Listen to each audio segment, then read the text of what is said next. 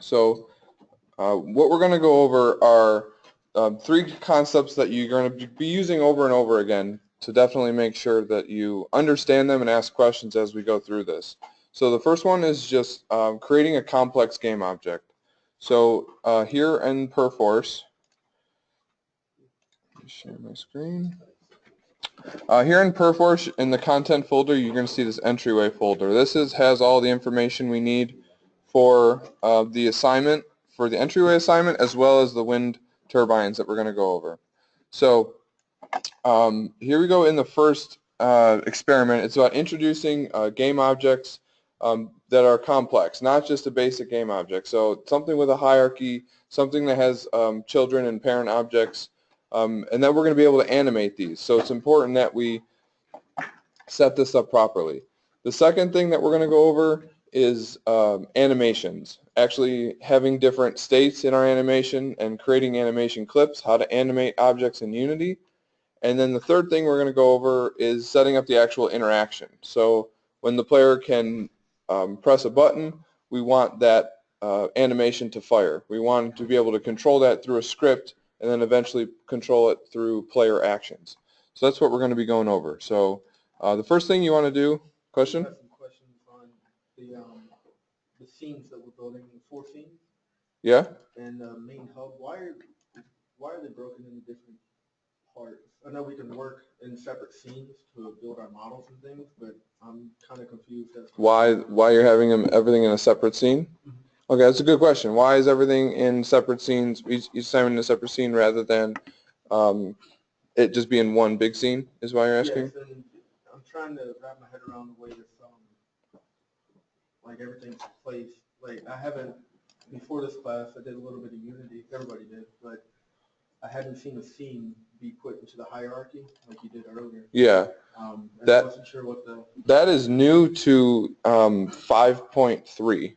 That made it possible in the 5.3 update where you have the multi-scene editing, and it makes it great for this class and this assignment and this project where you want to have um, multiple scenes. So the reason why we're doing it in separate scenes is to get you used to the multi-scene editing as well as the streaming multiple scenes into a build, because eventually each one of these cylinders in each one of these scenes is going to be a student's area, and you're going to move around each area, connect them together, make transitions between them. So you're starting out with something simple, just a base cylinder like this one over here. Every scene should just be something simple like that, but eventually it's going to be a bit more elaborate. And you're going to be using the same setup in level design, the same hub level with the 4 platforms, except your experiments are going to be different than the ones we're going to be going over. So you could do something cool like have like your experiments down here for this class, and then a small little like elevator that leads you up to like your level design experiments. I know that myself and the instructor were going over toying with that idea of having a way to have all 8 in there at one time, but it's the same template. You'll see in your scenes here that there's the level design. Here's the scenes you're going to be working on, and give you a little bit of preview to that. But that's why we're doing that, to just get you familiar with the loading and working with multiple scenes. okay. The one thing that really I know Rodney had a problem with it too. When you're walking through the archway to load the next scene, um, how would you transition from your play your character camera when you hit the next scene into like the static camera without your UI or anything? Yeah, you wouldn't really transition for that assignment. You can just disable so if I go into my visuals and settings scene with this camera, I can just turn this on, and when I hit play, it's going to play from wherever that camera is. And that was fine, but when they were all in the hub, if you were to try to do that, I mean, it'll activate the camera. Yeah, because you'll have 2 cameras. So right now it's going to yell at you, telling you that there's 2 audio listeners in the scene. So it won't break or anything, but it's not going to function. So what you'd have to do with the hub level, with it loaded, is just disable the character. And if that wasn't clear in the instructions, that's on me. But there, you're saying with the canvas there, so you can also just disable these, or just unload this, right? Like just have this loaded for just because for that assignment you're just turning in an image. But I'm not gonna I didn't take away any points for having that display on or anything like that. So that's what we're going to be going over today is the 3 experiments. So what I'm going to do is work through each one of these and then briefly pause at each one to let anyone catch up. So if you feel like you're able to, if you've read through these already or if you've tried to work through them already, that'll give you a leg up if you want to try and follow along. But there's just a lot of information to cover in the 2 hours that we have to go over this. So I'm going to be working through each experiment and then stopping in between each one to answer any questions. So, we already should have this, correct? Yes, you should already have this in your project. In your scenes folder, there's the IND folder in there, and here inside there is the IND2 wind turbine. And I just changed the instructions just now. This used to say to open up a new scene. That's not what we want to do anymore. We want to open up the, not visuals and setting, the wind turbine scene. And that's what we're going to be using moving forward. All right. Download anything else from Percourse to be where we're at now? Not for right now. If you want to get everything in the entryway folder, if you don't have that already, you should. If you got the whole content folder, you have it. So inside here is the entryway. This is all the things we're going to need for both the experiment and the assignment itself.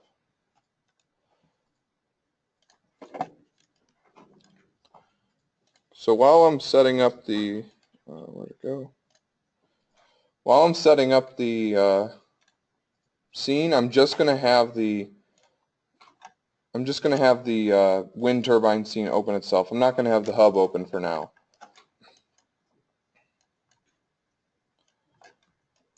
All right, so I have the wind turbine scene open. The first thing we want to do is actually create the wind turbine. So it's important that when we're doing this that we're naming everything. We're not just keeping things with cylinder and sphere and cube. We want to give things names so we know what it is they are. And we want to stay organized, especially when we're going to start collaborating with each other. We want to be able to, our work to communicate what things are so we don't have to necessarily explain it over and over again. So to set everything up, the first thing we're going to do is just create a sphere, a game object. This is going to be our pivot object for the wind turbine itself, what it's going to rotate around. So I'm going to go ahead and name this object pivot. All right, and make sure that when we're creating complex game objects, we always want to make sure we're working at the origin. This is important that we stay at the origin for now, and then when we have the object set up, then we can move it into place later on. So with our object named sphere, let's go ahead and create another object. Let's create a capsule, and these are going to be our blades. Again, make sure this is at the origin. All right, and then let's just give this a scale of 3 in the Y and 0.25 in the Z, just to flatten it out. All right, rename this blades. All right, so now we have our pivot object and we have our blade.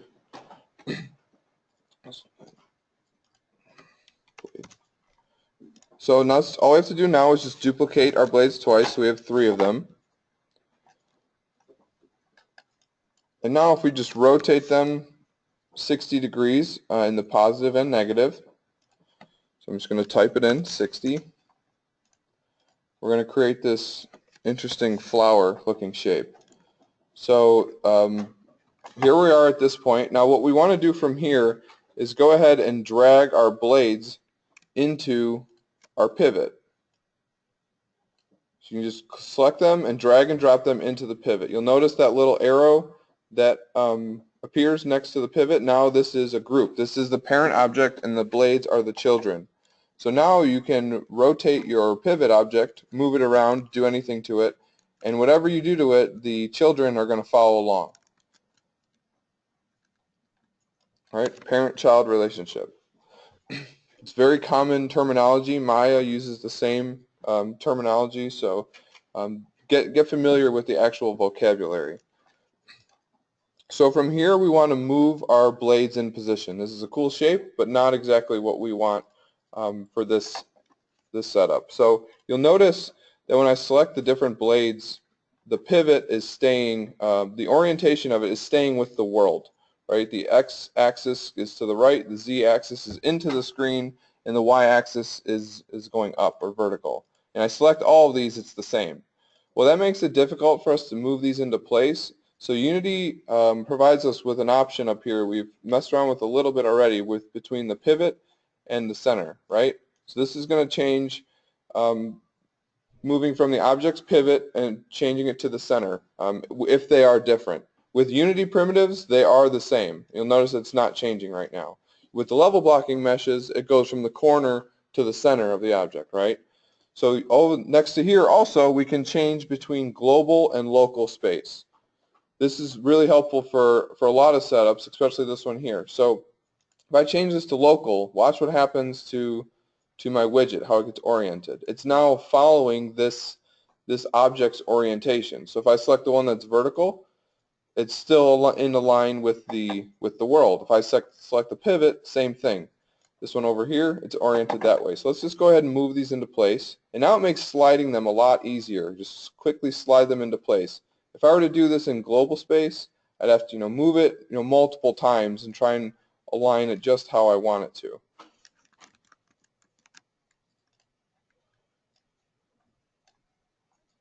So always try and use whole numbers. It's definitely a good habit to get into early. Using whole numbers will just make your lives a lot easier. So, and a good way to do it is just move it into place, where you want it to, and then just round up or down.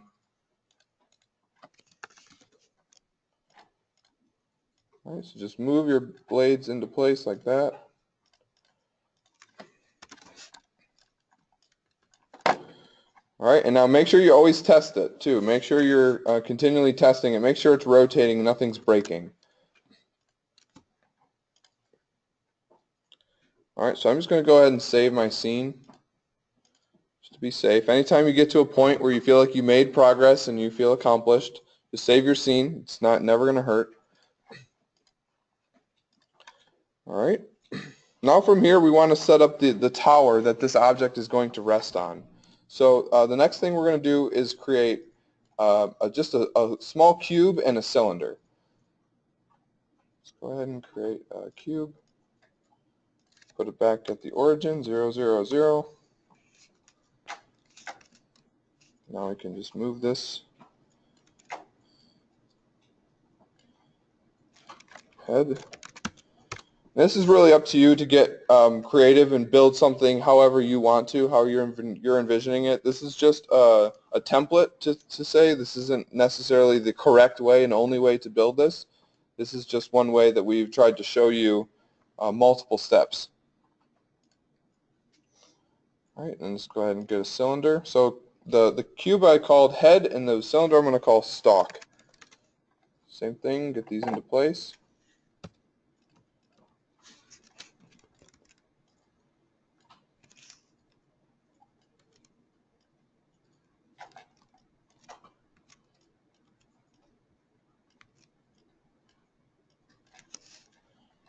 All right, so now that those are set up too, I also want to make the head object the child of the stalk. So I'm just going to drag the head into the stalk object. All right, and now we have our two halves of our wind turbine, and now all we need to do is put them together in one game object. Right, so what we can do from here is just create an empty game object, just a holder to keep everything organized and simple and clean in our hierarchy, as well as something we can create a prefab out of later. So just create an empty game object. You notice if you right click in the hierarchy, here you have create empty. Also, if you go up to game object, you can create an empty. And there the shortcut for it is Control-Shift-N. So I'm going to go ahead and rename this to wind turbine.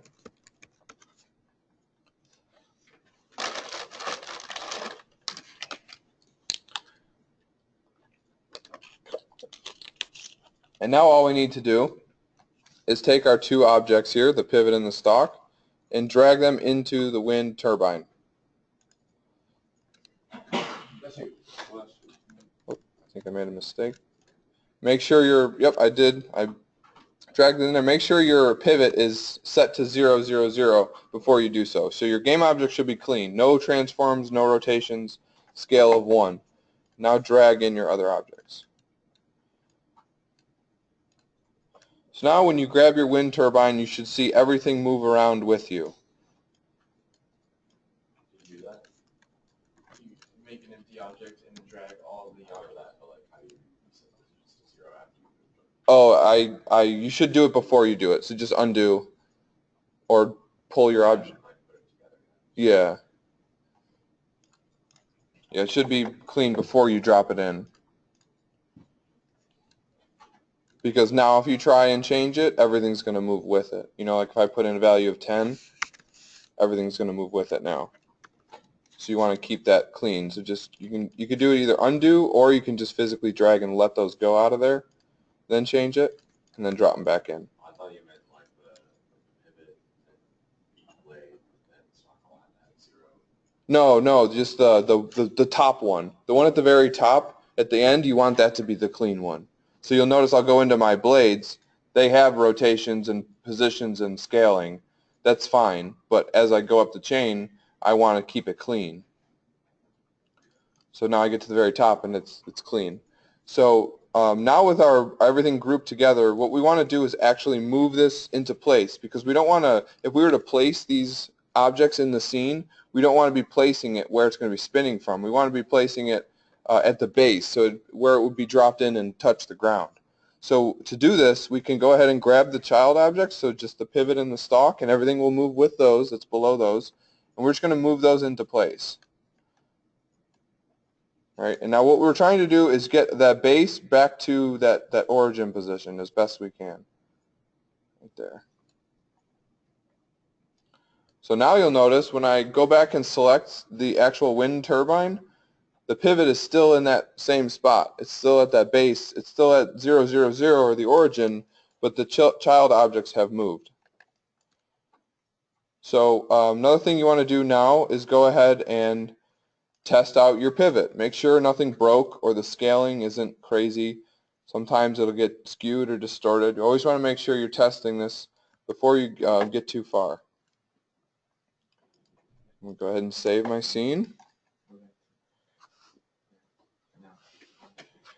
All right, so that being completed, the next thing you can do is I'm just going to go ahead and move this guy onto the platform. And you can go ahead and make your platform bigger or smaller or change it. You could even do something like just duplicate this one so we can have a little control panel and then we can have a spot where the wind turbine is actually going to be. Let's drop in my HUD here, hub, just to make sure I'm doing it in the right spot. Okay, that looks good. I'll have it off to the side. Or maybe we can move it to the right if you guys have your visuals and settings stuff over there. Let's do it off this way.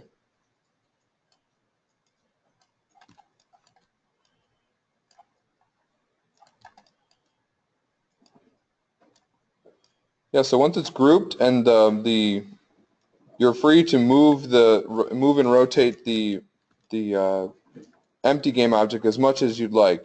Be careful about how much you scale the empty game objects because things below it will behave improperly, especially if you're animating things.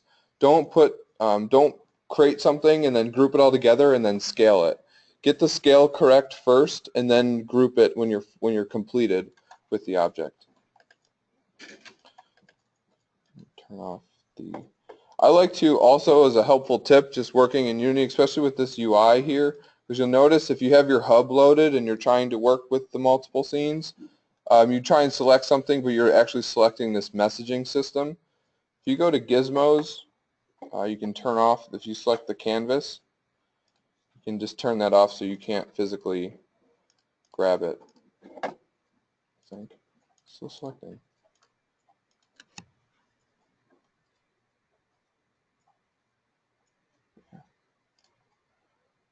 This too, turn that off.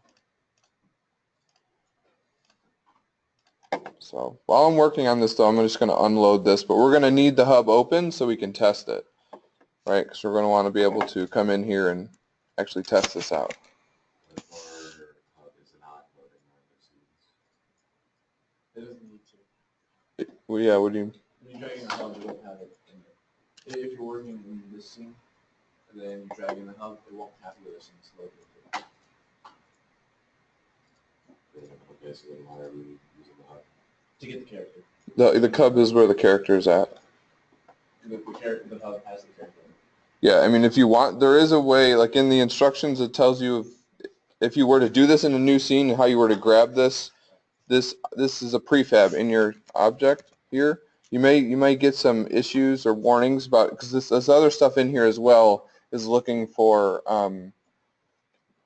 a character, like some of the canvas and the objective stuff. So here's the character you could just drop into your other scene, and you may do that at some point in the future when you're testing out your level, but everything is ready to go from the hub. And that's how it's going to be when you guys are in your actual project. When you're working on a team, is you're going to have this hub or this persistent level that's going to hold your canvas, your player, probably your terrain if you guys make terrain as a team, and then your individual scenes are going to be your setups and your meshes and your geometry. So now that you have your platform with your wind turbine, what I definitely recommend now is going to Perforce and checking our stuff in. So we can very quickly and easily, and we very notice that this is only going to take a minute or two, come to your project. So mine is in the sandbox, but this is just go to your working folder where your project is.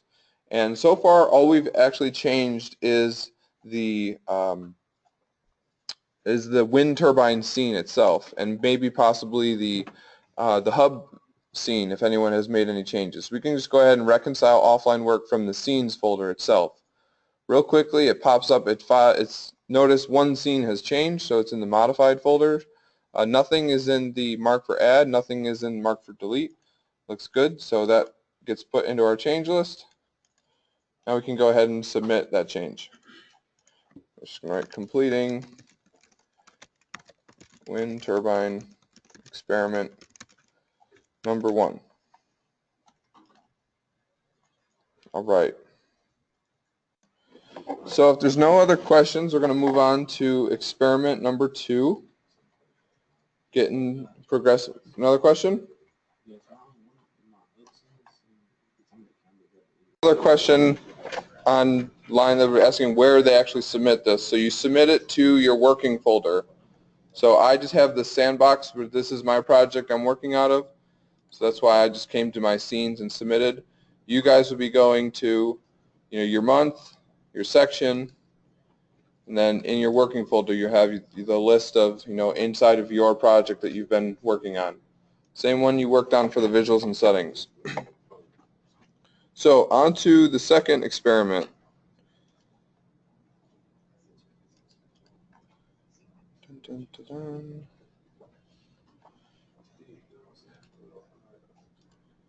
So here it is, second experiment right here.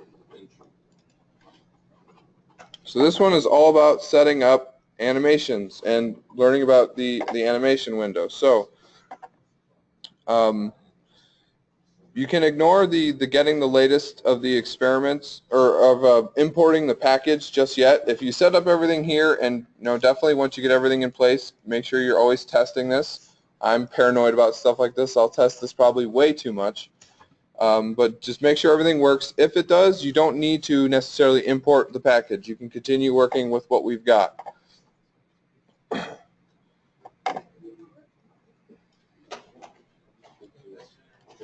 All right, so the first thing we need to do is to actually create these animation clips. So if you go to Window, Animation, over here, this window will pop up, and it's going to tell you no animatable object selected. What's really nice about Unity is they do a good job of actually explaining everything pretty clearly. So just make sure you're always just paying attention, and the tooltips are also great. So no animatable object selected. So what do you think we have to do? right? Select the object that we want to animate. In this case, it's the pivot. We want to animate the actual pivot object. All right, so I'm going ahead, and now that I hit that, it's telling me to create, I need to create an animator and an animation clip. Okay, so an animator is what goes on the game object. That's the component. The animation clip is just the small, short chunk of animation that we're going to assign. So I hit create, and it pops up this window to create a new animation. So I'm going to call this one idle. And make sure you're saving everything in this folder that we created, right? This wind turbine experiment folder. All right, so now we have this clip here, and now you'll notice that this window is populated, and here's the idle, and we can create another clip here if we'd like. And you'll notice the interface here, so I'll explain a little bit here. So this red bar, this represents where you are in time, right? So if I hit play, you'll notice that red bar will play through my animation. All right, you'll hear me say scrub through your timeline, or that's a very common term that animators use. That's just to drag through, and you'll notice that this is a way that you can sample your animation and see it play. So up here is the timeline. This is basically time or frames for your animation to play over, right? This is 1 second right here. So question? How do you make the sample time longer? Like if you want an animation to be 10 seconds long, how do you do that? You can just drag, you hold Alt, and you can mouse wheel, Okay. and you can add more time. Pretty much expand the timeout. And then you can just place keyframes at these points. Nice. Okay. I did not know that. Yeah, because by default it makes it look like you're only allowed 1 second. That's not the case. You can continue to do that. Yeah, so it's Control or Alt, and with the mouse wheel you can increase or decrease the amount of time that you'll see. So right now we're just going to keep it simple with just a short animation. All right, so the first thing we're going to do is add a property, right? So we have this idle, and now what do we want to animate on this object? Okay, so we got the pivot. That's why we have the animator on our pivot object. What attribute about this do we want to? Rotation. I heard rotation in the Z, right? So we're going to go to transform, rotation, and then just hit the plus. Now you'll notice Unity is so kind to add 2 keyframes for us right away, one at the beginning and one at the end. And another thing you can do, James, to you can, when it creates this other one, you can just drag this out, and you'll notice that this turns from that darker gray to the lighter gray to show that there's animation content in that time.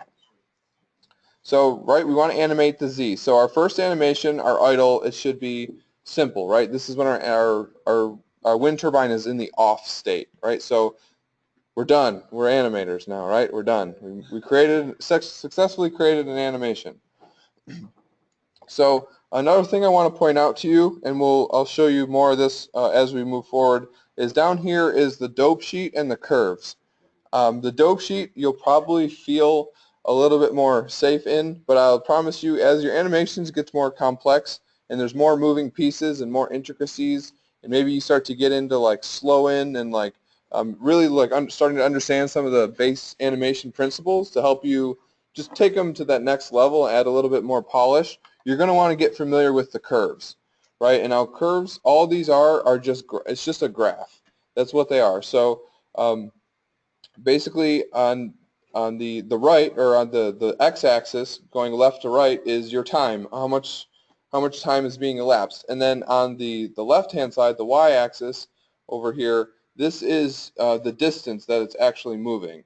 So you'll notice when I select my different properties here, so this is my x, y, and z, this is the change in the motion, right? So anybody familiar with tangents? You guys should know about what a tangent is on a line, right? So the tangent of this is completely flat, so there's no change at all, right? So a lot of it comes down to, when you're actually animating, is the slope of your lines, right? The sharper your slope, the faster the motion, right? So that is something you definitely want to keep in mind.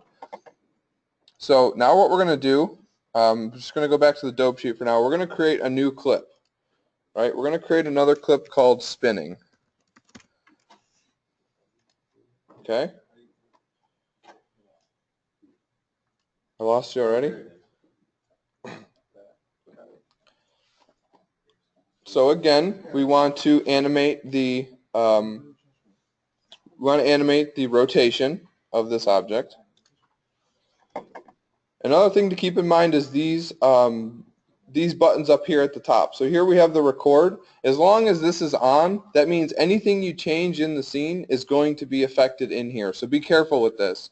If I were to say wanted to move my wind turbine to be somewhere else, now all of a sudden in my animation this thing's just going to be moving. So be conscious of this. You also notice that these turn red. These represent that these are keyed. This is also something that Maya will do. So they have the direct translation that the red means that it's been keyed and it's being recorded. See there, I hit it and it turns off.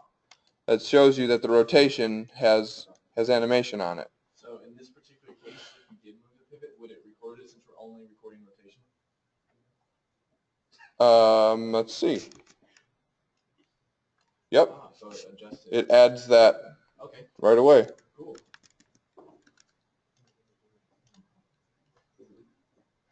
And you definitely notice here, it's like I'm trying to undo and there is no undoing allowed. I have to actually stop it before it will go back. So let's add this back in here. Good question though. Alright, so we have our spinning animation and right now there's no action, nothing's going on. But now if we want to go down to the end of our animation here, we just want to add a rotation, right? So we want to make this a full 360-degree rotation.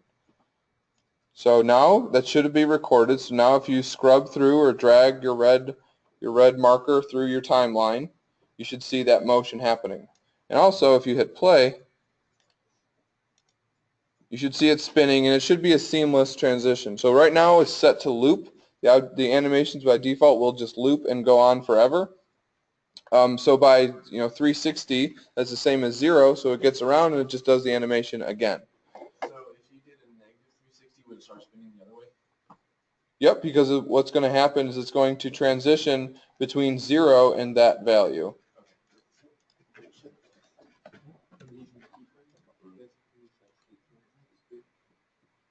Yep, so then about here, it's negative. It's going the opposite direction.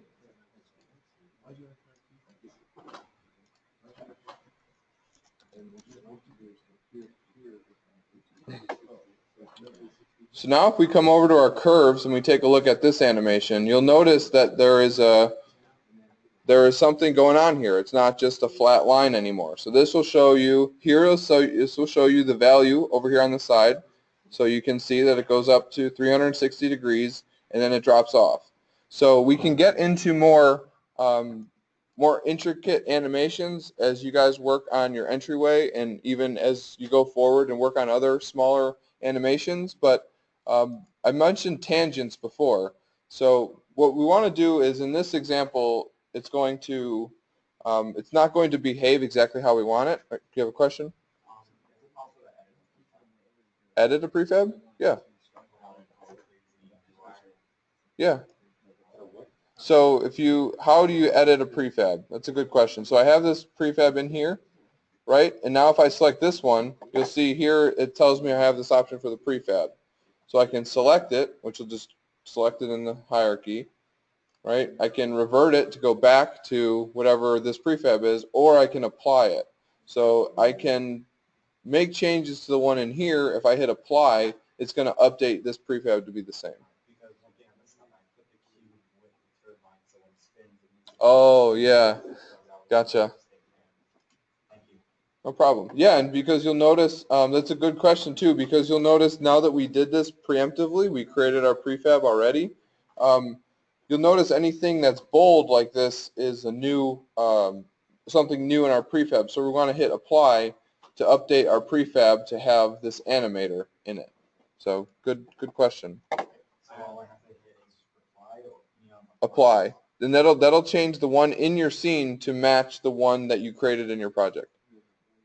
So now we have an animator and two animations, right? Yep. So if we apply the animations to other game objects that aren't the pivot, will it just spin 360 degrees as well?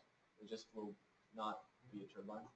Or will I wouldn't suggest doing that because you're going to need an animator on objects. Okay. So you can test it out and see what happens, but most often you're going to need to just create a new clip for the game objects you're trying to animate in your scene. Also pay attention, so I went over these curves as well. So here you can toggle between your different clips. Now that we have two, right, we can select different ones. So if I mess with the tangent, so if you click on these points, right, and these points are representative of where your keyframes are, if you click on these and you right click, you have a lot of options. So by default it's going to create this auto tangent, but you have a lot of options to smooth it out, to flatten it, to make it, to break it. You can also control the left and right side, so how it's coming in and how it's coming out. Question? This is awesome. It's spinning and then it's slowing down, hitting the hook, and then spinning again. how many keyframes do you have on your animation? Yeah, let me just get through the rest of this experiment, and then I'll come around and answer any questions.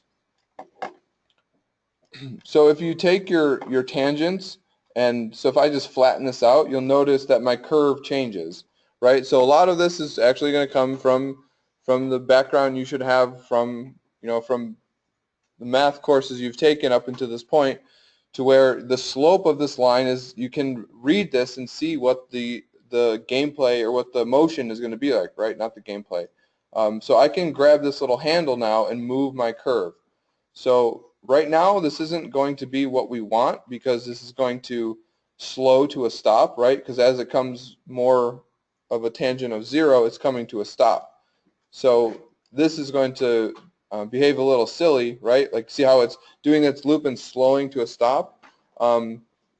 This is giving you an extra layer of manipulation. The reason why I'm showing you this is because you will be doing other animations or doing certain events where you want things to come to a stop, or you want something to be at a rest and immediately just speed up, like you got hit by something, right? That would be a very sharp tangent, right, or a very high slope value.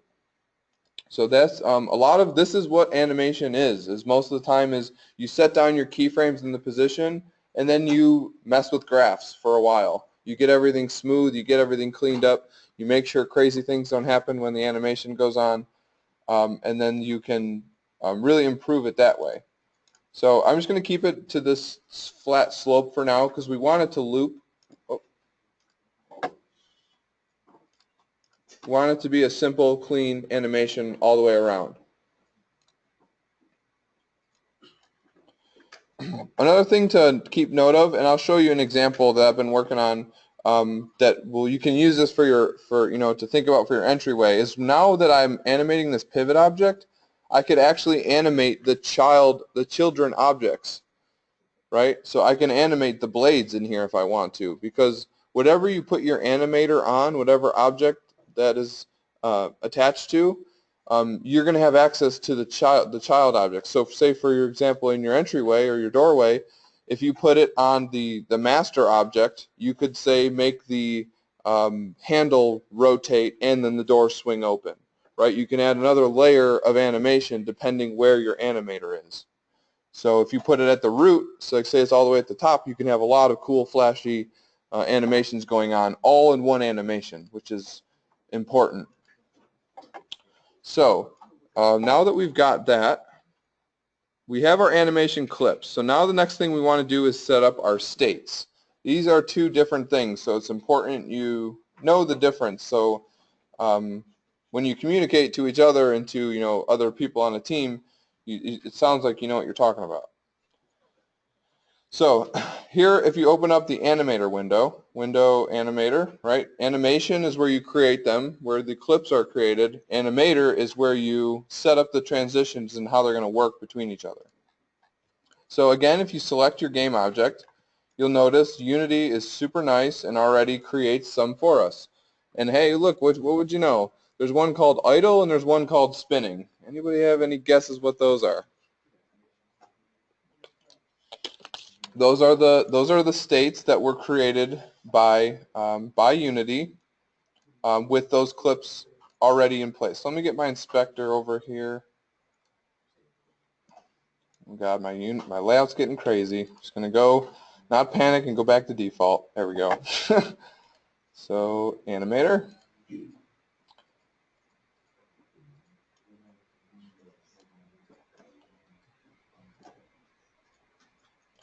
So now if I select my wind turbine and select my pivot object,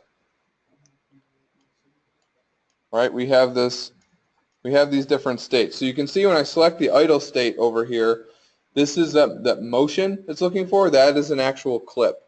So James, you asked a question about what can I create this and put this somewhere else? This is how you could try it out. Create different states and try and plug in different things. My guess is it's probably not going to be the result you're looking for, but if they're simple enough, it may end up being what you want. Because one thing to keep in mind is it's all about position, right? It's all about the position of these objects. And if something is, you want something to open or rotate 80 degrees or 360, it's that same motion that could end up working out for you. So this entry state, you'll notice, you may have questions about what that is. That is where this object is going to start. So say you instantiate this object, maybe you're creating an enemy or something spawns in. It really depends what it is. Whenever this object is set active in your scene, that's the state it's going to start in. So you'll see we have these two states here. And now what we want to do is physically connect them to each other. So we can right-click on our idle state and make a transition to transition from one state to the next, right? And now what we can do is do the exact same thing going the other direction. Make transition back to the idle state.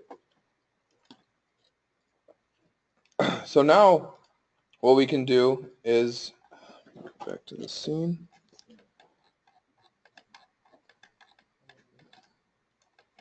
Now if we go ahead and hit play,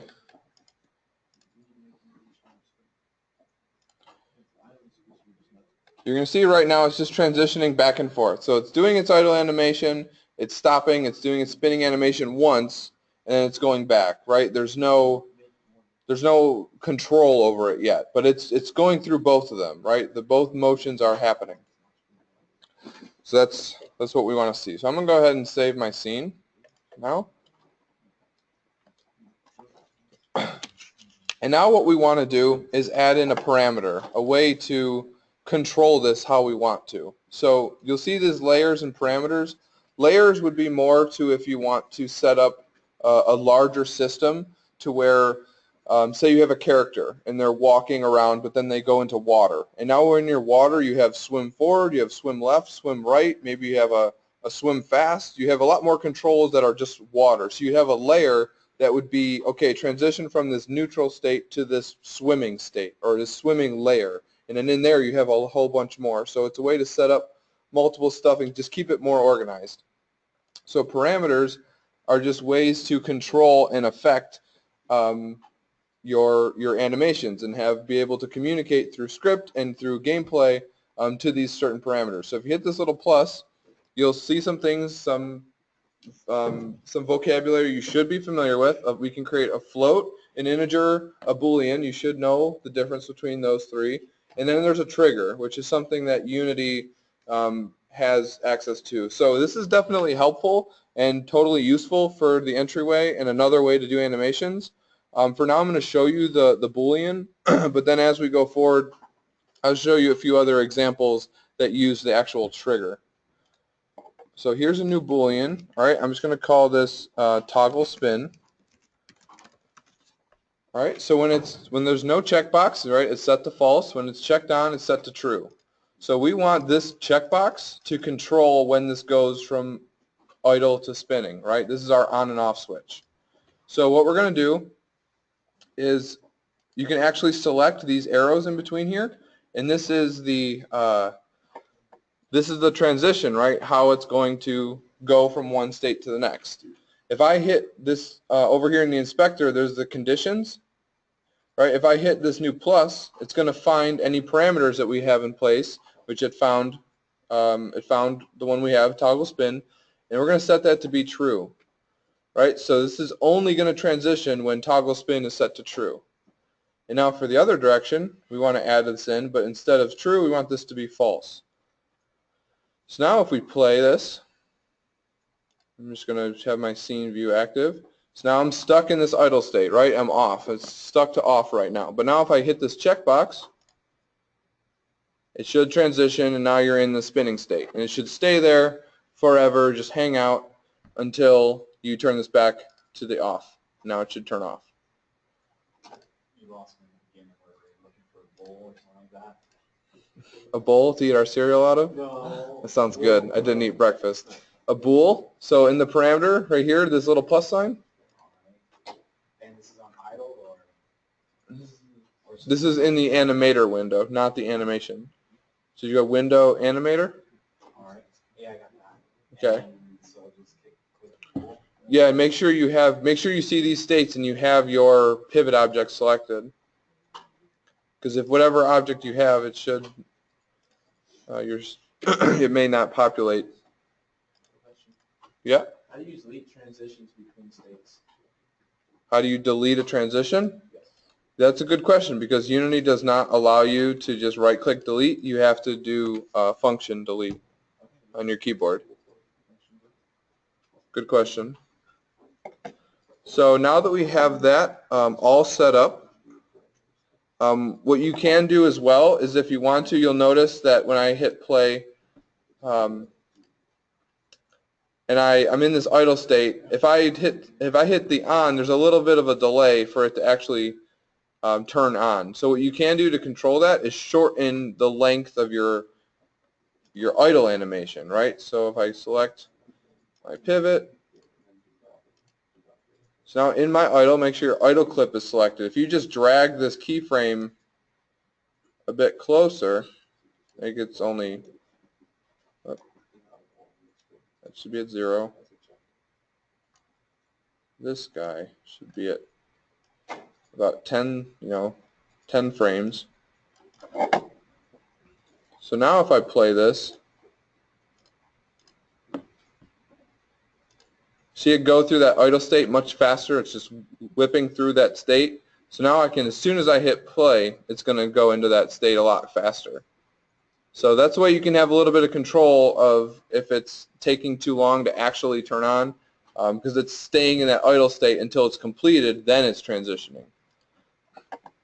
So now that that's all set up, that's all functioning, I'm going to save the scene in the project, and of course go back to Perforce, everybody's favorite. And now in my project, what did we change, right? Anybody know what we changed in our project? Yep, we added the new folder. We think we made a change to our scene, and then we added the prefab. So what I can do is, first things first is I want to take my wind turbine experiment folder and reconcile this. Right, it found our animation clips. Right, here's the idle anim. There's the meta file that goes with that. The spinning anim. Right, so the dot anim, those are animation clips. The dot controller, that's your animator. That's the actual animation controller. And then there's the prefab that we found. So reconcile that. And then just to be safe, I'm going to reconcile my scenes folder just in case and I made a change to my wind turbine scene. So you can do this. You could just go to your assets folder and reconcile. That's totally acceptable. And I'll do that right here. And you'll notice that it's just going to take a second or two longer because it's scanning through everything. So there it found some good stuff. So it looks like some stuff that I was working on from last lecture. Also notice that it found my meta files for the folders. This is important. So your actual folders that you have on here, it's actually looking for those meta files that go with that. So I'm just going to go ahead and reconcile all those changes it found and then submit. Completed experiment number 2.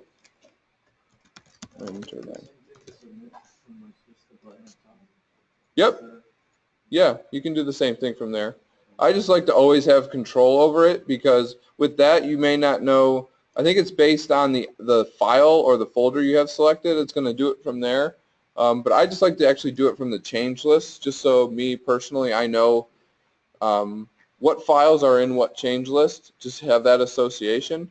but it is acceptable to do that way. Perforce has those buttons up there. They also, you can do it from this actions menu. A lot of ways to do the same thing. All right, so experiment number 3, we're going to be going over actually scripting this and getting it set up to where our game object is not able to be no longer just interacted with through the that parameter that we've been toggling. We want it to be actually done on player input. All right, this is how you're going to take all the cool setups and interactions you've made and actually allow the players to do so. So in this assignment, what? Okay. So in this assignment, we're going to go over trigger volumes, audio sources, and then the scripting function to get those working together. So in the assignment, it tells you to open up the package. We can do that. We're definitely going to do that to get the sound effects. You also see here it says in this project tab, it says search and drop in this prefab. You can do that. That may work. James had an issue where he saw that some weird thing was going on with the movement, the player movement. So instead what we want to do is add in our hub level.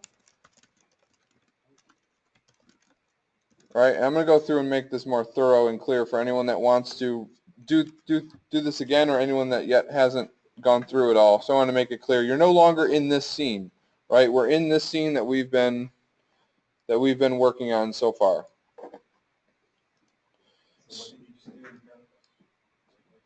I just opened up the experiment, that's all. So what we want to do, what we're going to do first is import those sound effects. So we're going to go to the IND content folder, entryway, and here are some of the experiments. So number 2, this is, if you want to open this up and look at, this is basically, if you had completed experiment number 1, this is where you would use to start number 2.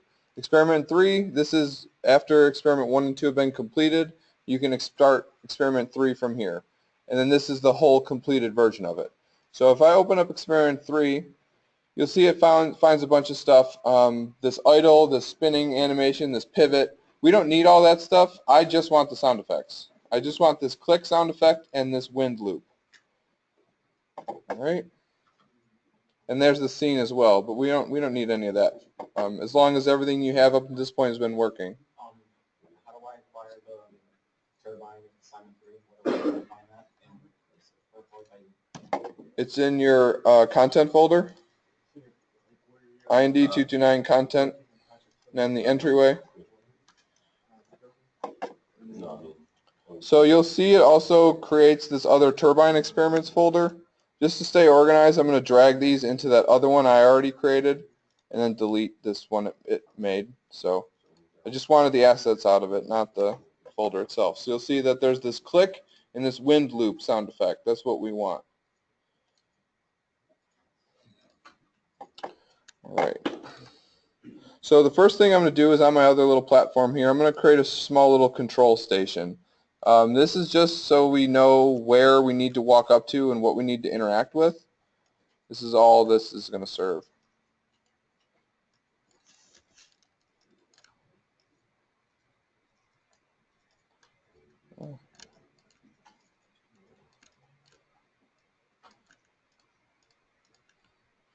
There's just a small little control station. I'm going to name it. I'm just going to go back to the default layout quick.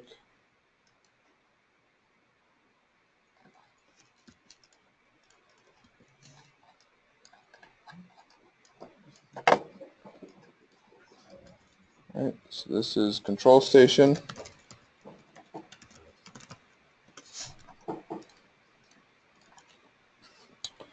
All right, and then from there I'm just going to create an empty game object inside of this.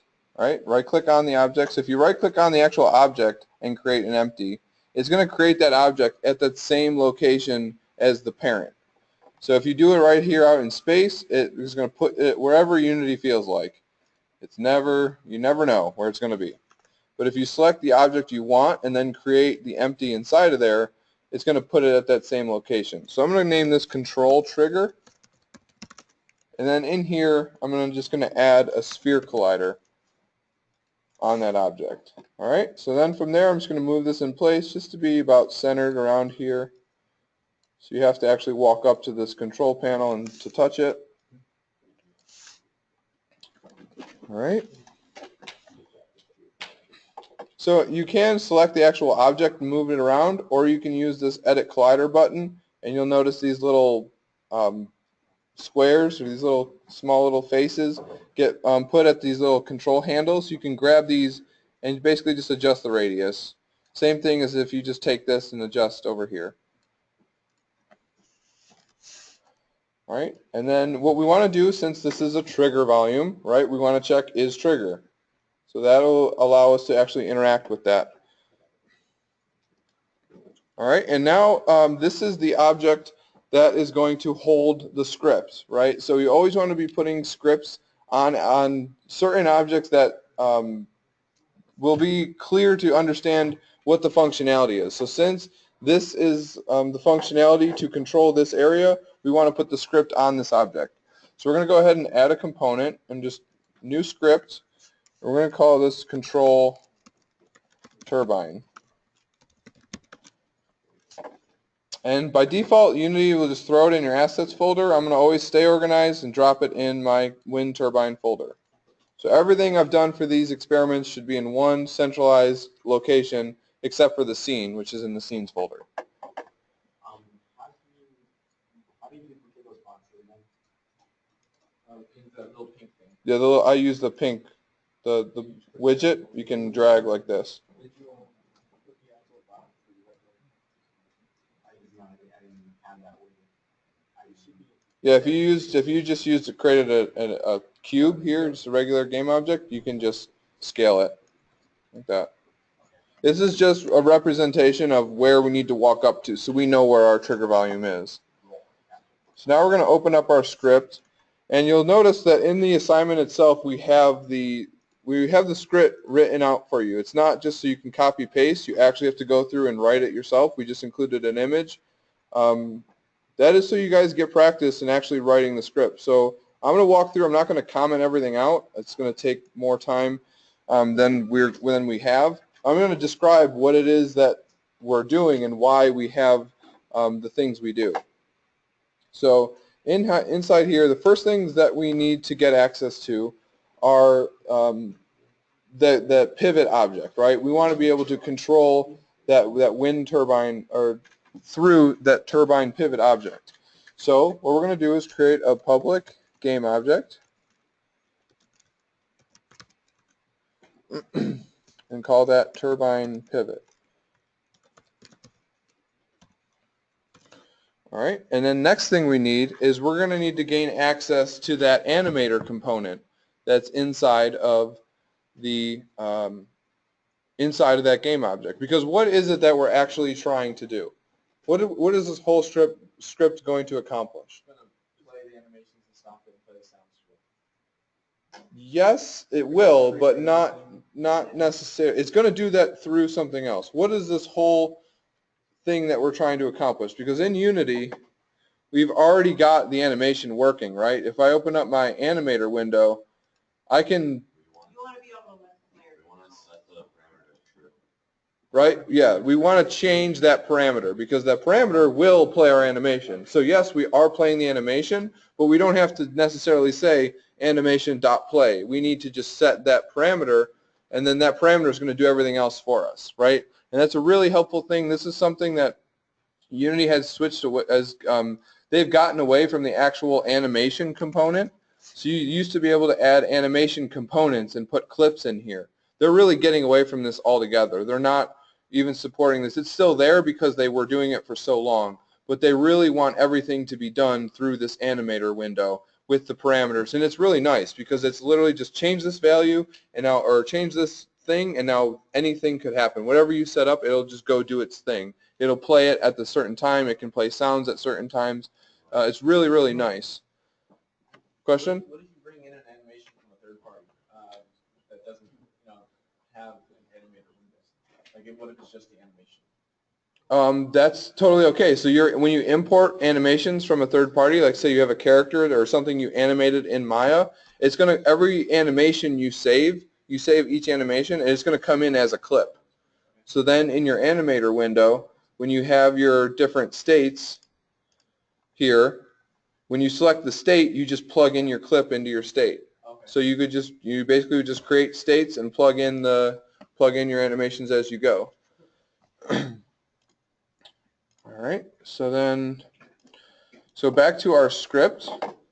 So that's what we're going to be doing here, right? We're going to be affecting that parameter and then playing sounds as well. So we're going to need access to the animator of the pivot anim, or of the pivot object. So I'm going to call this pivot anim.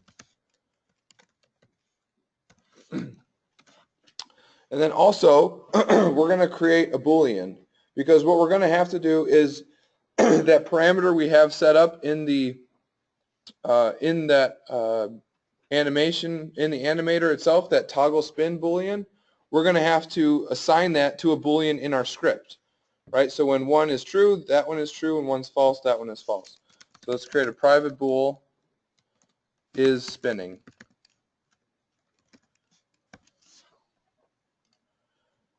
All right, so what we're going to do on the start is we're going to get access to the animator component of our pivot object, right? We're going to find that animator. So, and we're going to set it equal to this pivot anim that we've created up here. All right, so pivot anim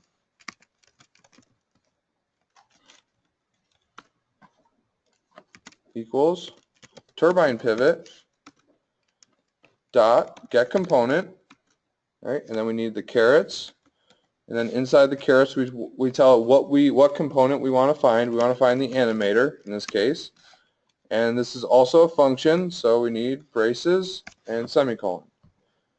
And I spelled pivot wrong.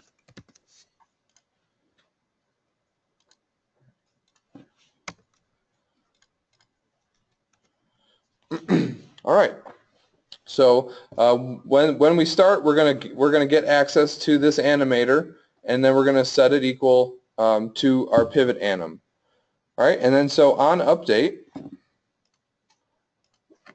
we want to constantly be checking that Boolean value, right? Constantly checking to see, is our toggle spin true or is it false? And we want to set that equal to our is spinning, right? The one we just created up here.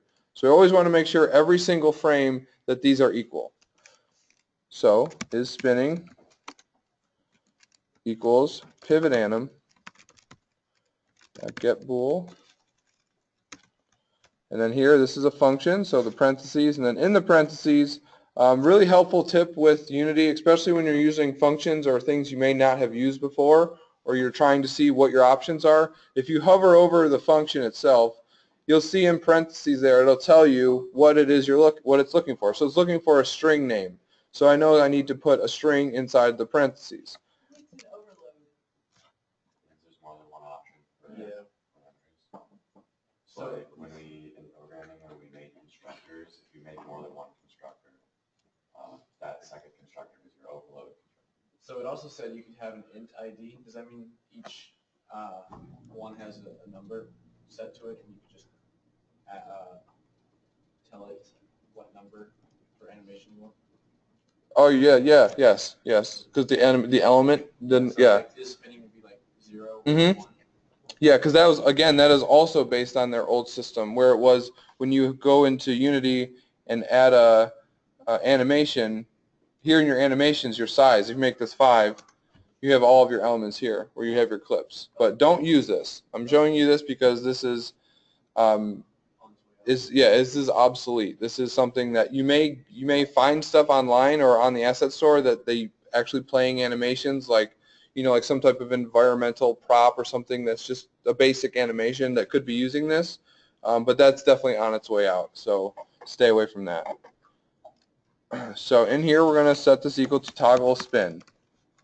All right, and I like to always go back and don't write this whole this whole script and then go back into Unity and test it and then notice that there's 4 or 5 issues with it and now you have to find all of them. I like to just do a short amount of work, save the script itself, and then come back into Unity and make sure I didn't do anything wrong or break anything. Just a good habit to get into. And then also you'll notice in here, in the assignment itself, you do this towards the end, but you'll notice now that we have this public game object, right? Here's that turbine pivot, and it's looking for a game object. So we can go ahead and drop that in there. Anybody know what I should put in there? The pivot object. So you just drag your pivot and drop it in there, right? Because our pivot, that has that animator. That's what we're finding. This component right here, that is equal to this pivot anim. Now those are now the same thing. So, I have a question. yeah? On the animator section on the pivots, there's an option for an avatar. What is an avatar for an animator? I'm going to let you find that out on your own. Okay. Unity has awesome documentation about all their animation stuff. Definitely check it out and let me know what you find. And maybe we can talk about more of that in lab. So the next thing we're going to do is create 3 functions that will essentially serve different purposes depending on what you want to do with your trigger, right? So we're going to do an on-trigger enter, on-trigger stay, and an on-trigger exit. So what we can do is write one of them and then copy it 3 times and just change one word. So always copy paste is your friend when you're doing code. That doesn't mean to cheat, doesn't mean to copy and paste from your buddy. It means to just work smarter, and if there's a line you want to reuse somewhere, don't type it out again. Just do it once and then copy and paste it where you need it. All right, so I'm just going to do my on-trigger enter, and curly braces, and then in here, for now I'm just going to do if entity dot tag, right? So we're going to find the object's tag. If it's set to player, execute this command. And for now, we're just going to have a print statement, so we can print something to the console, just to let us know it's working. So the player has entered the control trigger. All right, cool. So now that we have that function, let's just go ahead and copy this. I'm going to paste it 2 times and change one from on trigger enter to on trigger stay. And I'm just going to remove this for now. And then down here to where on trigger enter, change this one to exit. And then we have print the player has left.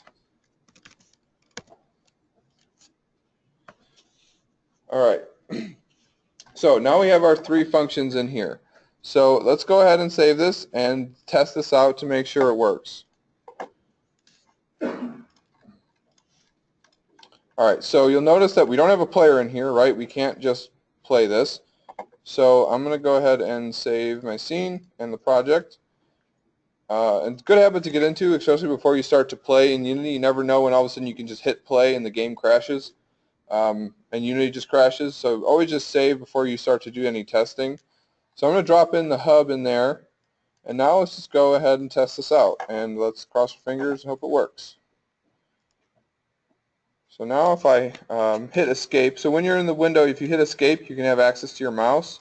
I'm just going to have the console open, and then you can press L again to lock your mouse. So now when I walk up to my control station, it's telling me the player has entered the trigger. Right now I'm confirming my script is working, and I'm communicating with the system. And I leave, and it tells me I've left the trigger. So that should be the first step you should do to make sure your script is functioning properly. So from there, what we want to do is actually start to include more information about what we want to happen when the player is staying in the trigger. This is where the meat and potatoes is. There's definitely different things you can do on on-trigger enter and on-trigger exit, like having a cutscene start, having a animation play, having particle effects go on, having lights turn on and off. A lot of things you can do, right? It's just what you want to do is up to you. So in here, we want to check to where if the player is pressing a button and that parameter is a certain value, we want to change that parameter, right? Because when we change the parameter, that's what's going to affect our actual animation. So inside our if statement, we're going to put another if statement. And we're going to have if the input dot get key up, and then you can put in your key code. So after the period, you see you'll have a lot of different options for the, no, sorry, not the period, the key code. So that's a function, right? Yeah, so key code. And then after that, you'll have basically every single button on the keyboard. We're going to be using E. This is the default interactive button for any PC game. So if the player presses E, and then if we do the double ampersand, that means that both conditions have to be met, right? So if they press E and is spinning is set equal to false, right? So we use the double equals because we want to check and see if it's that value. And now is spinning is this variable up here, right? But this variable has been set to our toggle spin that we've already created. So if those are set equal, if that's set equal to false, what do we need to do? Set it to true. Right? We need to set is spinning to true.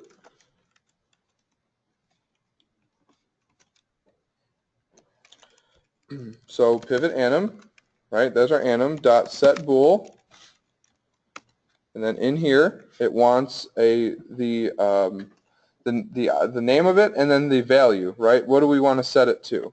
So this we want to set toggle spin to true. So comma true. And then here let's just put a print line quick. So print the player has activated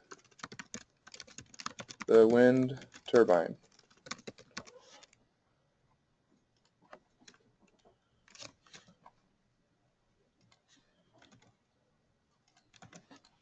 All right. Looks good. So let's test this out. Make sure everything's working. Oh, I have an inconsistent line ending. It does happen.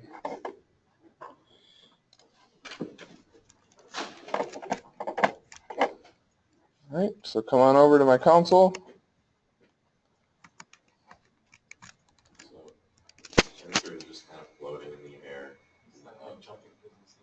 Did you not have all of the parts of the animation? Or all the, like, did you, like, you don't have, like, a new project or something where you dropped in the character? Oh, I dropped a pre-type of character into visual thing scale. So delete that. Yeah, that could be it if you have multiple in there. So now I'm going to just pull this off here so you can see. Let's drop this into my animator window. So just so you can see that when I do this, hopefully when I press E, aha, I've activated it. You see it spin there, and now you also see that this is checked on, right? So all this action is doing is just in game I'm able to affect this parameter, right? So now what we need to do is get it to where I can turn it off. So again, work smarter and not harder, and we can just copy the work we've already done and modify a few things. So what we want to do, one thing that I just updated my Visual Studios, so you may have to do this as well. This will make your lives a lot easier, especially anybody else that's helping you with your code, whether it's an instructor or a friend. Go down to Tools, Options. You may have already done this already. If you go to, is it Languages, I think? Text Edit, no. Text Editor, right? So yeah, Text Editor, all languages, line numbers. Turn that on. And it just makes your code a lot easier to where if someone's saying, you know, look at line 26, look at line 35 rather than right here or right over there. So super helpful to turn that on. So what we want to do is the line numbers over here on the side. So it's tools, options, all text editor, all languages, and line numbers. So what we want to do is, because this functionality right here, right where the player presses E and we're checking for the value of a parameter or of a Boolean, we want that same functionality to be copied and just modified, right? And we want it to be in the same spot, on trigger stay. So can anybody tell me why we want to do this in on trigger stay and not like on trigger enter? Because we have to hit it on the frame that we enter. Exactly. So we don't have to be running in and out trying to press the Yeah, exactly. On trigger enter happens one time. It happens at one frame. You only enter you only enter the trigger volume at one instance. On trigger stay is going to constantly be checking and constantly be running as long as we're in the volume. So that's the difference. So in here, all we need to do is change our values, right? So here, if this is set to true, change this to false. Right, and then I'm just going to add in real quickly here, the player has deactivated the wind turbine. Good to go. So, again, let's just test this out.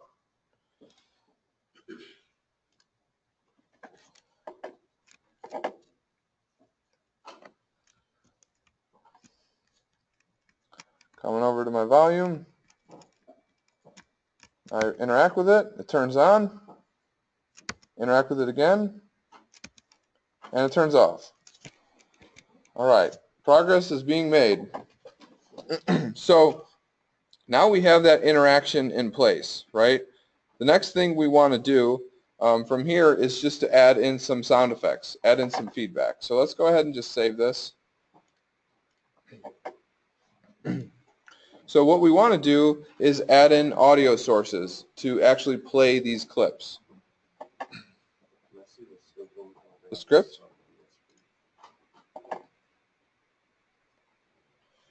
I have a question.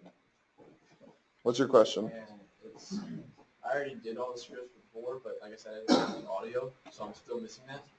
And I have to, and when I went back to edit my script to try to add that, it said it was just writing protected. Is that because it's on per course and I have to get check it out? You don't have to. You can just write, or you can just select overwrite file. Okay, and then it'll automatically. It'll basically force it to make the change, and then you can do that.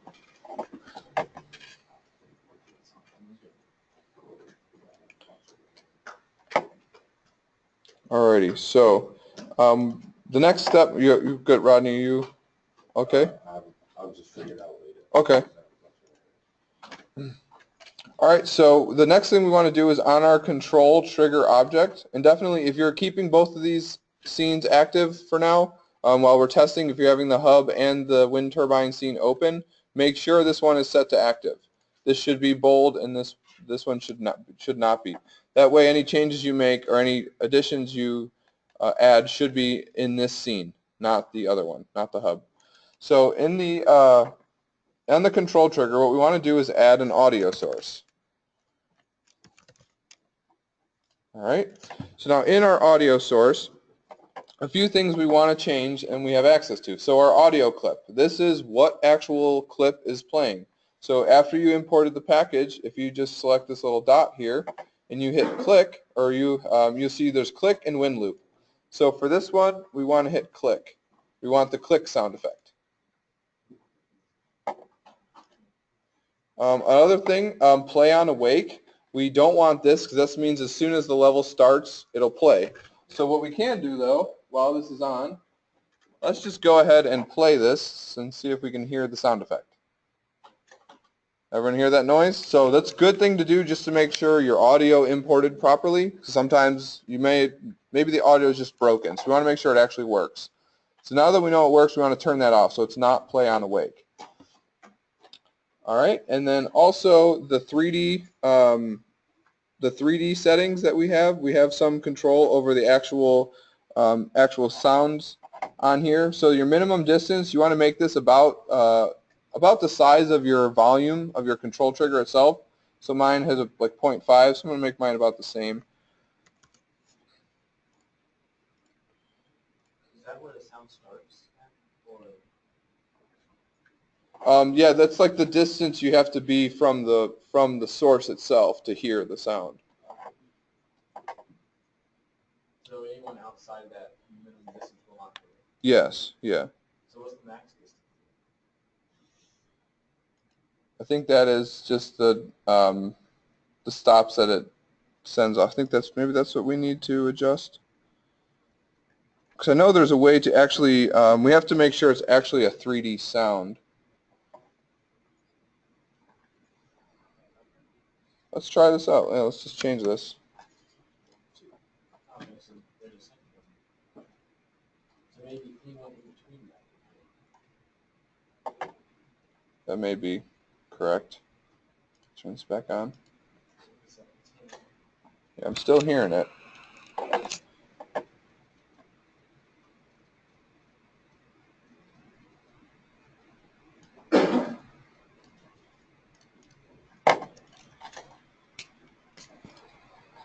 No, it's in here.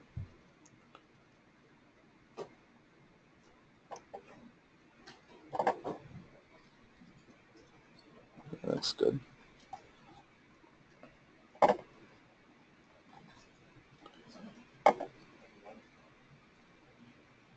Yeah, the minimum distance should be larger than your control volume.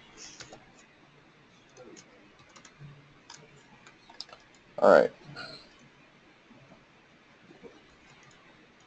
So now with our audio source on the actual object, what we want to do is get this functionality to actually play this when we press E. So in our script, there's a few lines of code we need to add, right? So we need to first get access to that audio source, right? So I'm going to go ahead and add a private audio source. All right, and I'm just going to call this control audio. And then what we're going to need to do is the same thing here, how we've set this pivot anim equal to that animator. We want to do the same thing for this control audio, right? So control audio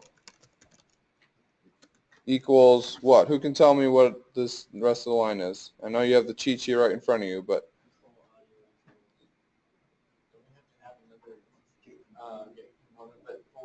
We have to add another game object, don't we, in order to get reference to that? well, Tim's got it. Tim, why is it get component as opposed to turbine pivot dot get component? Yes, right, because this audio source, this component we're getting, is on the same object as this script. It's just get component audio source, right? But this animator that we were getting, this is on some other object in our scene. This is on our turbine, on our actual pivot object, right? But because this is the same object, we don't need to actually tell it which game object it's on. Yeah, yeah. I was just sorry. I was talking while I was typing. All right. So definitely a good difference to know why one is the way it is and why one isn't. So then from here, all we need to do is when this happens, right? We need to play our audio. So control audio dot play.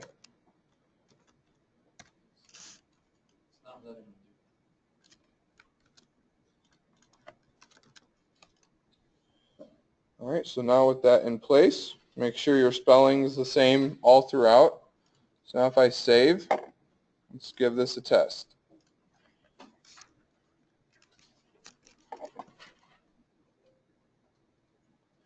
So I come on over, I want to interact. You hear that sound effect and it turns on.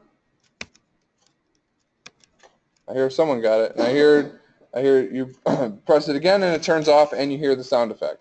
All right, so good to go there. So now what we want to do is just add in another audio source to just add a little bit more feedback, right? The process we're going to go through is exactly the same setup as just there, except now we're going to add in an audio source to our actual pivot object.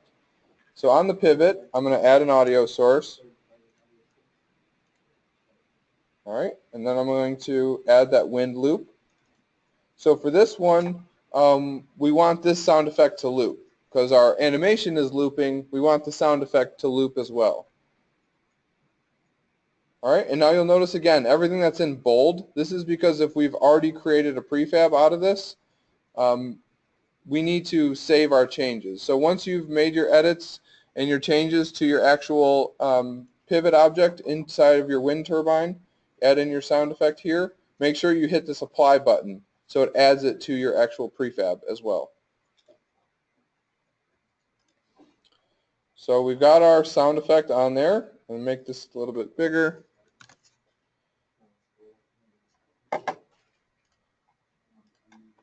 So now we can do exactly what we did with our audio source and just change some of the names. So here, instead of this audio source or control audio, let's name this one wind audio. All right, and now this line here where we're getting this component, let's change this to wind audio. But again, we can't just do get component. We need to tell it which object this is associated with, right? And this is on our turbine pivot, because our turbine pivot is equal to our actual pivot object. So we found our audio source. Then again, down here, we can just tell it to play the sound effect. Yep.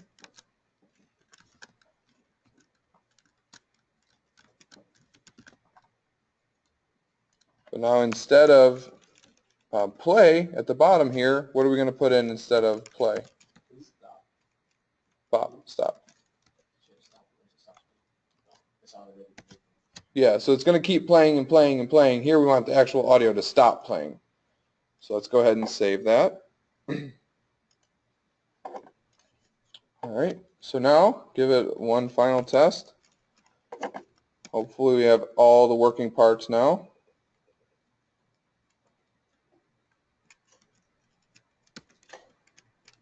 You hear that wind ambient noise? Just confirming it's on, just giving it a little bit of believability and feedback to the player. I turn it off and that sound effect stops. Good to go. So that's the 3 experiments being blasted at you through a fire hose, I know. So finally, once you're done with all of that, you'll go back to Perforce. Reconcile your folder that we've worked on. So you'll notice that I made a change to the prefab. I found a modified file there. Here's those new sound effects and the script being added to the depot. Right, so there's all my files I worked on, so reconcile that. Also, make sure you reconcile from your scenes. I found that the change was in there. Again, it's also always safe to do it from your assets. That's fine. But just you always want to stay organized so you know what you're actually changing.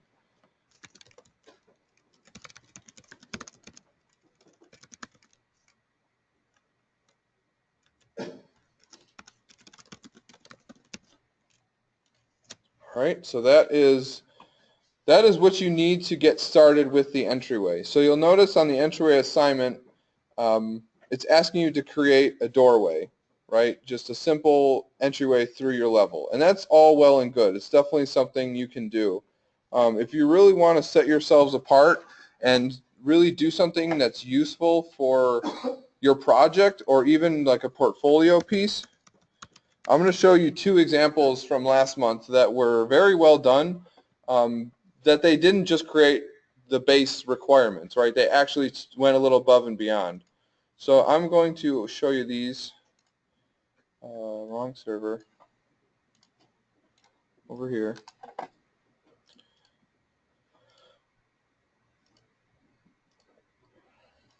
So again, you can do exactly what I'm asking of you, just showing you understand how to do all this and make an EXE, or you can do something a little bit more elaborate. I'm open to you guys being creative in this space. So here is one example. So right, yeah, I mean it's still an entryway. It just has a nice touch to it. So I come up to this little button, nice slow open, a sound effect that matches what's going on. I can walk through it, totally cool, and now this, I go to the other side and it can close. No. If you didn't add that in, that's another level of, I mean, we could definitely go in here and talk about how this could be improved, but still a very, very good job. You could have the button actually be pressed. You could have a light change from red to green. A lot of ways to give the player more feedback, but this shows a base understanding of exactly what we're looking for.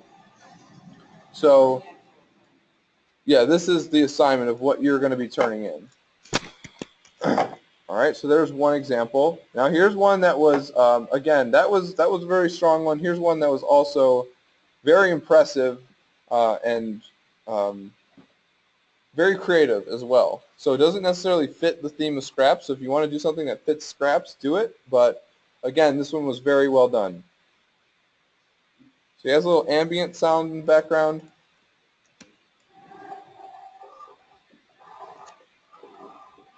That sound effect went on a little long, but it works, right? It functions. That's the first step. Getting it working, then you can refine it later on. So you can see there that the eye is lighting up. So you have feedback to the player about what one is pressed. So you press them both, the mouth opens. So it's an entryway, right? I'm able to walk through. Now we also add another little functionality here. So that was done with a trigger. So rather than using a bool, there's a trigger to where when you walk up to it, when you hit it, just trigger this to happen. When that triggers, it goes into a certain state. When it's done, it transitions to the next one. So fine, I'll walk through. Before I walk through, I'll show you this, though, that when you actually press one, it closes. So that's another layer of functionality. But I'll walk through. You can get all that awesome work. And then he did this. And I can't get back. So technically, Automatic zero. No. in the industry it would be, so watch that. So hopefully that inspires you to do something other than just a doorway. If you want to use that in your level, that's okay, but you can tell that there's a lot more available to you. You can do something a bit more creative. And that goes back to when you're thinking about what object you're animating. In this example,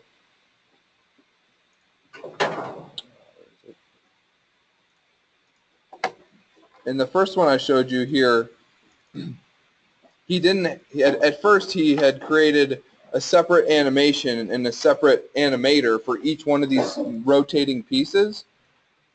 Each one of these little pieces here was a separate animation, but he just quickly went back and made the master object that held everything that had the animator on it, so he could very quickly just hit, change my parameter from true to false, and all these 8 animations play at the same time. So as you have questions about that in lab, I'm not expecting you guys to be working on this in lab. You'll probably be working on your flowcharts and map because this isn't due until next Friday. So you have quite some time still to work on this.